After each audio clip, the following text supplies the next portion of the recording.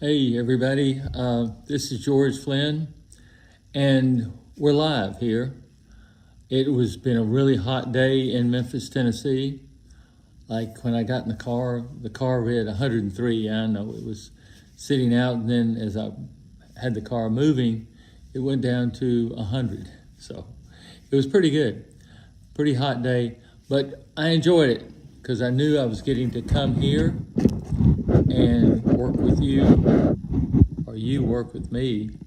If you got any hints or help, let me know. I'm trying to get the camera perfectly straight. By the way, the picture back here was done by my good friend Tom Golden. He's quite an artist, we've got to say. So we're going to talk about playing the didgeridoo. You know, we had an introductory.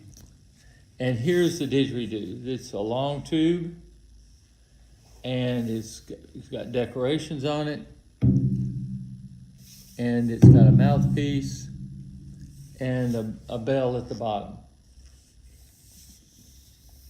They're not hard to play as far as the drone goes. The problem is circular breathing. The drone goes like this.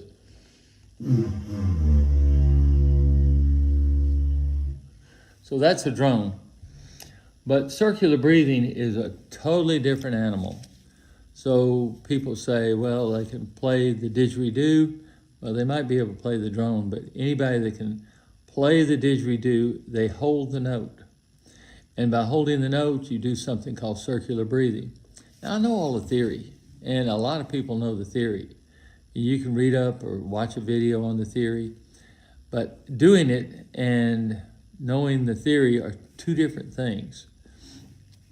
So the way you learn how to do it, according to a lot of people, is you have a glass of water and a straw.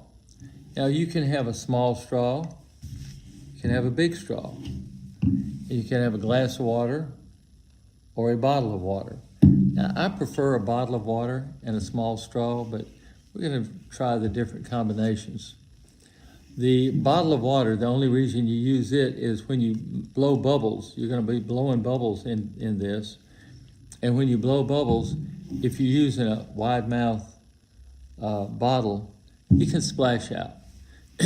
With this method, the bubbles don't splash out.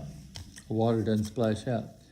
Using a small straw makes it easier, supposedly, for you to get the hang of circular breathing rather than a large straw.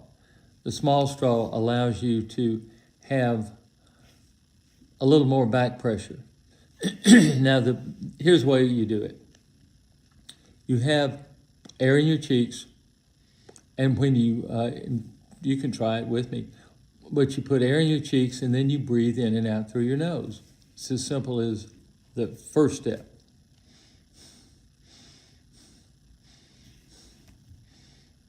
And nobody too much has trouble doing that. And then the second step is to blow out through your mouth with the air in your cheeks and not with your nose. So you put air in your cheeks and blow it out. Now you notice you can't keep anything going that long with only the air in your cheeks. So the real trick is to be able to take air in your nose, fill up your cheeks, and then at appropriate time, when you need to take a breath, you sniff a breath like, and at the same time, when you're sniffing the breath, you blow air out of your cheeks. So you go.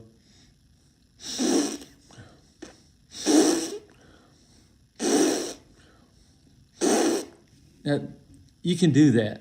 You can practice and do that. But doing it consistently, that's the trick. It's the transition of going from lung air to mouth air. Lung air to mouth air. So what you do, and I don't know how to do it yet. I mean, I've tried and tried and tried. So we're just going to try this together. if you can do it, put some notes in, and we'll be glad to see you do it. I would love to see somebody else try it too. And if you go ahead and try it, more power to you. You're going to find out it looks easy, and things that look really easy sometimes are very difficult. Now, I've mentioned Kenny G's music. I'm not a big fan, but I'm a tremendous respecter. I respect him for being able to do this so consistently. I mean, I have personally seen him hold a note for 15 minutes. And I thought, what is he doing? I had no idea how he was doing it because I didn't know anything about circular breathing. But I've seen him hold a note for 15 minutes. And I thought, man, that guy, I may not like the music, but I certainly like his technique. So you first start out, and I suggest starting out with a small straw.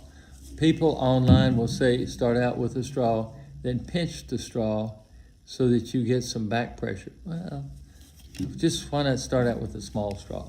Because you don't have to pinch it. But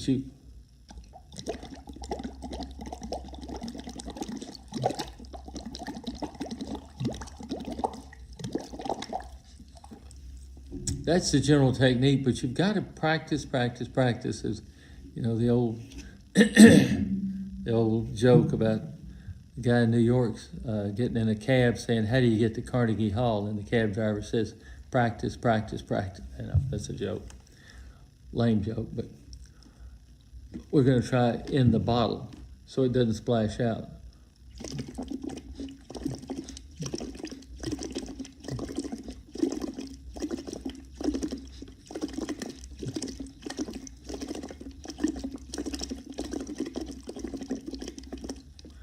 Don't quite have it, but that's the practice of it.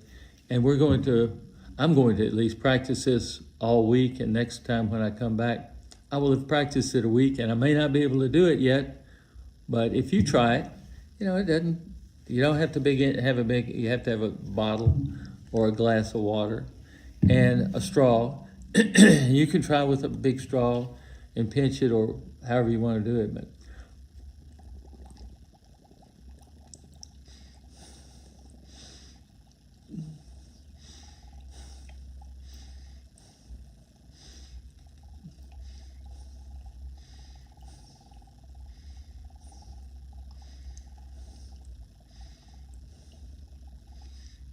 and now that was actually circular breathing.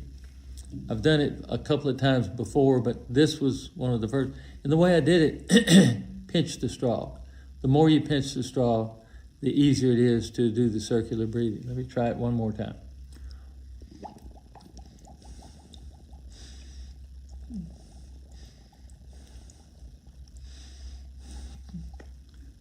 I mean, you can do it that way. Now, if you really get brave, I don't know if we need to get this brave, you try with a big straw. I'm not advertising Smoothie King. It is a Smoothie King straw, okay? It's longer. And the reason I like it is it goes down in here and you don't lose the straw, whereas this one, go down there, you don't get the straw, you lose it. So I'm gonna try it with pinching the straw and see if we are able to do anything with the larger straw.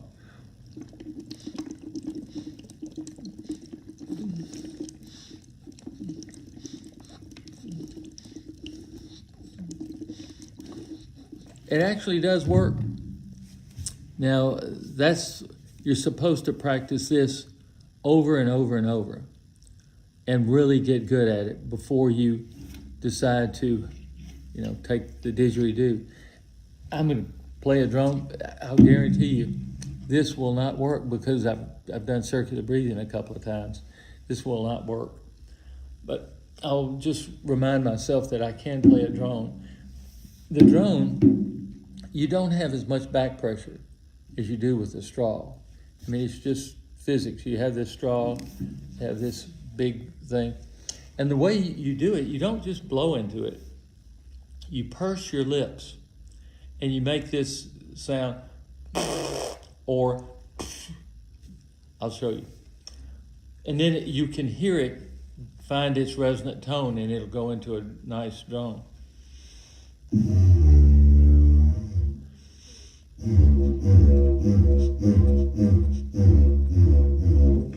And that transition, when you hear it run out, it's almost crossing over, almost getting into circular breathing.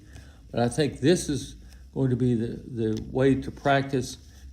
If you try it, I'd love to hear from you. I'd love to, leave me a note or something. But if you try it and you master it, we'll move on to the didgeridoo. I've got to master it really well before I move on to the didgeridoo, because this has been a journey of at least 5 to 10 years. And I pick it up, I play a few times, I put it down. But it's consistency. It's practicing consistency. And so I'm going to be consistently practicing, because I've got you to answer to. So I really appreciate everything. You've been here, your comments. This is going to be a lot of fun. And I'm looking forward to next week.